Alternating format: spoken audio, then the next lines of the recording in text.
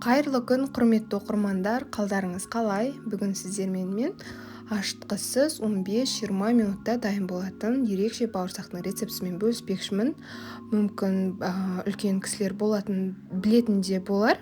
Бұл рецепті маған бір жасағаннан өте қатты ұнады. Сондықтан да сіздермен бөліспекшімін. Байқағандарыңыздай ашытқымен жасалынған бауырсақтан еш айырмашылығы жоқ. Қызарып және де үріліп пісіріліп жатыр. Видеоны міндетті түрде ең алдымен соңына дейін қарап алыңыздар. Ал мен сіздерге қалай жасалу керектігін көрсетейін.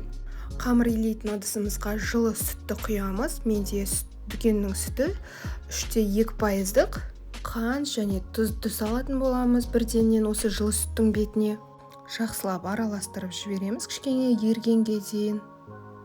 Одан кейін барып бірденен жұмыртқаны салатын боламыз. Жұмыртқаны салғаннан кейін тағы да сүтті қозғайтын боламыз. Кішкене жұмыртқа араласып кеткенге дейін сүтпен.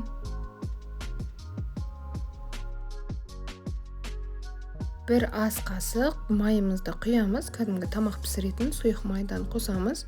Немесе зәйтүн майын пайдалансаңыздар да болады, бір ас қасық.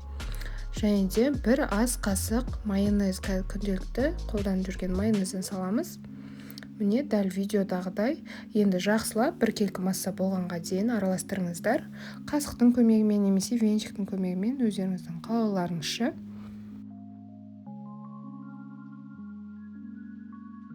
Енді мен бірденен ұн қопсытқышты, яғни разрыхлительді салып жатырмын. Осындай мөлшерде ғана салыңыздар. Қатты толмаған және де қатты бір аз емес. Бір шай қасық салсаңыздар жеткілікті. Көп салсаңыздар бірденен дәмі шығып кетеді пісірген кезде, сондықтан да көп салып қоймаңыздар. Дәл видеодағыдай көлемде салсаңыздар жеткілікті. Енді ұнды алдын ала мен електен өткізіп алдым. Ұнды 3 бөлікке бөліп саламыз. Бірденен барлығын салмаймыз, себебі қамыр кішкене басылып қалады. Сондықтан да 3 бөлікке бөліп салыңыздар. Міне. Және де ұндарыңыз міндетті түрде електен өткізіңіздер деп айтатын себебім, електен өткізілген ұн жақсы көтеріледі. Ол жай осындай қамыр болсын, немесе торт, пирожный пісіріп жатқан болсаңыздар да міндетті түрде електен өткізулеріңіз қажет. Міне дәл осылай жақсылап илейміз. Қолдарыңыздың көмегімен илей берсеңіздер де болады. Менің каналыма әлі де тіркелмеген болсаңыз, міндетті түрде мені жоғалтып алмас үшін және де видео рецепттерімді қалдырып алмас үшін міндетті түрде подписаться батырмасын басып, жанындағы колокольчикті де басып қойыңыз. Және де парақшама кіріп, видео рецепттерімді көруді де ұмытпаңыз. Міне қоюланып, қамырға айналып келе жатыр. Қатты бір тығыз емес, және де бір қатты қолға жабысқақ емес. Өте жұмсақ қамыр илеңіздер. Қолға жабыспауы тиіс. Ең бастысы, кішкене ғана бір жабысатындай болады, бірақ тығыз етіп қоймаңыздар қамырды тек қана.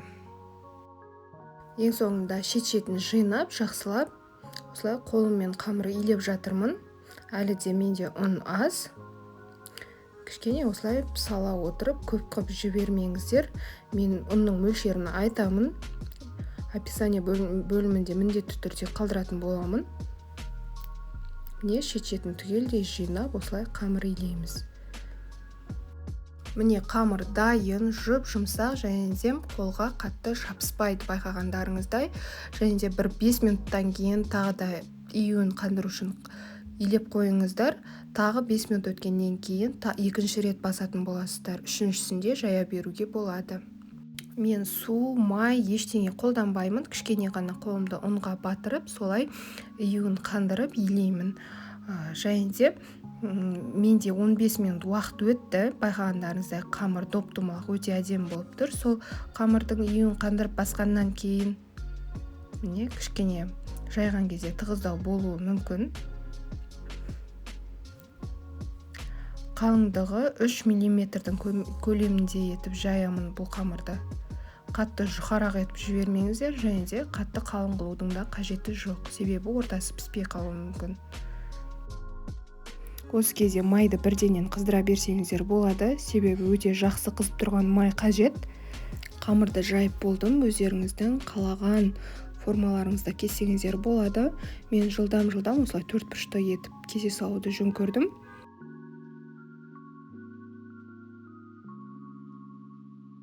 Міне бауырсақтың қалыңдығы дәл осындай қатты, қалың емес, жұқа емес, 2-3 мм ғана. Енді қызып тұрған отта пісіріп аламыз. Кәдімгі дрожжбен жасалынған бауырсақ сияқты тез піседі. Қарап тұрыңыздар қасында. Ең бастысы бұл жерде пісіру кезінде май қатты қысса болғаны. Және де міндетті түрде қағаз полотенцаға сүзіп алыңыздар, майын толығымен өзіне тартып алады. Негізінде бұл бауырсақ қатты бір майлы да болмайды. Өте дәмді болып шығады, жасап көрсеңіздер көресіздер. Міне көз алдарыңызда жылдам пісіп жатыр. Таңғы асқа немесе осылай жылдам пісіріп шай берсеңіздер болады. 5-ін шайына деген сияқты мысалы. Өте жылдам дайын болады.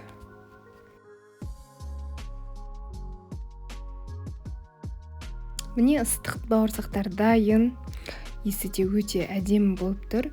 Егер де қамырын илеп жатқан кезде кішкене ванилин қосып жіберсеңіздер, иісі өте керемет шығады. Аппетитный болып тұр. Байқағандарыңыздай, осылай қағаз полотенцаға салсаңыздар, майын сіңіріп алады.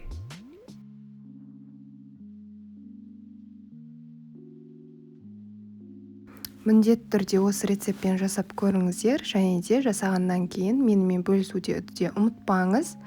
Міне іші үріліп піседі, жұмсақ, өте дәмді болып шығады.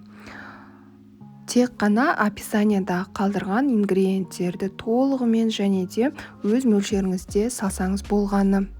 Ас болсын, сау болыңыздар.